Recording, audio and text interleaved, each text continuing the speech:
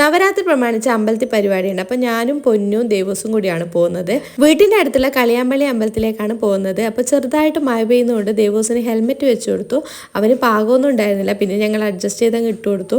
ഞങ്ങൾ പോകുന്ന വഴിക്ക് ഇടച്ചേരി എത്തിയപ്പോൾ ഭയങ്കര മഴയായിരുന്നു. പിന്നെ വണ്ടിയൊക്കെ അവിടെ സൈഡാക്കി ഞങ്ങളൊരു കടേൻ്റെ വാതിക്കൽ കയറി നിന്നു കേട്ടോ. മഴ എന്നൊക്കെ പറഞ്ഞാൽ ഭയങ്കര കോട മഴയായിരുന്നു. അങ്ങനെ കുറച്ച് സമയം ഞങ്ങൾ അവിടെ നിന്നപ്പോൾ മഴയൊന്ന് ചോർന്നു. അമ്പലത്തിൽ പന്തലൊക്കെ ഇട്ടിട്ടുണ്ടെന്ന് അമ്മ നേരത്തെ പറഞ്ഞിട്ടുണ്ടായിരുന്നു. ഈ ഒരു ധൈര്യത്തിലാണ് ഞങ്ങൾ പോയത്. ഈ ഒരു മയത്ത് എങ്ങനെ പരിപാടി വെക്കാനാണല്ലാതെ. അവിടെ എത്തിയപ്പോഴേക്കും ഡാൻസൊക്കെ തകൃതിയായിട്ട് നടക്കുന്നുണ്ട്. പുറത്ത് നല്ല മഴയാണ്. ചിലരൊക്കെ കുടയൊക്കെ ചൂടിയിട്ടാണ് നിൽക്കുന്നത്.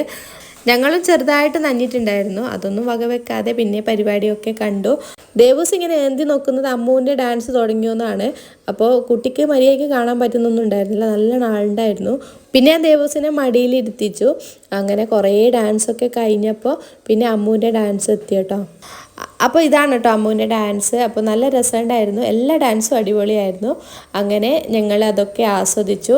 വന്നപ്പോൾ അമ്പലത്തിലൊന്നും കയറാൻ പറ്റാത്തത് കൊണ്ട് പരിപാടിയൊക്കെ കഴിഞ്ഞപ്പോൾ ഞങ്ങൾ അമ്പലത്തിൻ്റെ അടുത്തേക്ക് പോയി.